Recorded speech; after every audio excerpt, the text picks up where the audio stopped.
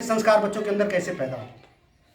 उदाहरण के अगर हम जोड़ सिखा रहे हैं बच्चों को कि अच्छी चीज़ों को जोड़ना है, तो एक उसमें कविता है कि मैं हूँ जोड़ और मिलाना है मेरा काम, और दो संख्याएं जब मिल गई तो बढ़ गया मेरा मन। इसी तरह से घटाने की जब बात आती है कि ज़्यादा में से कम कर दो, ज़्यादा में से कम कर दो तो घटने का क्रम हो जाता है।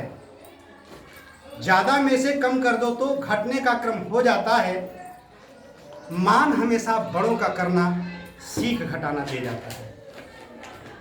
कहने का मतलब जब हम घटाना सीखते हैं तो बड़ों का मान यहाँ मतलब है कि जो बड़ी संख्या है बच्चों को ले लीजिए, उसमें छोटी संख्या तभी घटेगी जब वो बड़ी संख्या होगी। तो आज संख्या भी हमें संस्कार की चीज़ें जो है जनरेट करती है कि जब उनका हम सम्मान करेंगे तभी तो हमें वो चीज़ आएगी।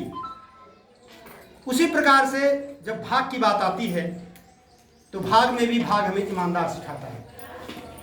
अगर 4 आइटम कोई चीज़ है और 4 बच्चों में बांटना है तो चारों को अगर एक एक न मिले तो स्वाभाविक है कि एक बच्चे के अंदर आक्रोश आ जाएगा जिसको एक क्वांटिटी न दिया जाए।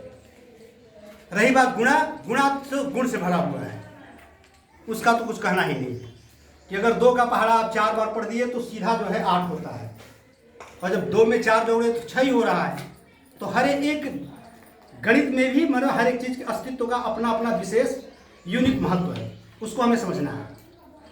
उसी प्रकार से जब बच्चा इस संसार में जन्म लिया है, प्रशिक्षण के दौरान मैंने बताया था, ये तो हमारा संकुल है, उसमें ये भी चीज़ें मैं ऐड करना चाहता हूँ कि बच्चा जब इस संसार में जन्म लिया है तो उसको ऐसी भी अवधारणा व्यक्त करनी है कि हम आज़ाद देश के बालक जन्म हुए धन्य हुए जन धरती पर, और जन्मे इस पावन धरती पर देश के गौरव के खातिर।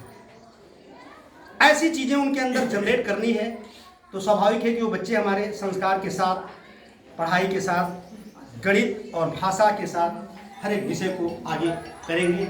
और हम इसी आवाम के साथ सबसे आग्रह करते हैं कि हमारे सभी अध्यापक, प्रधानाध्यापक और सब मेहनत से कार्य कर रहे हैं, इसके लिए मैं कृतज्ञ भी हूँ और विशेष नहीं करना चाहता हूँ। धन्यवाद।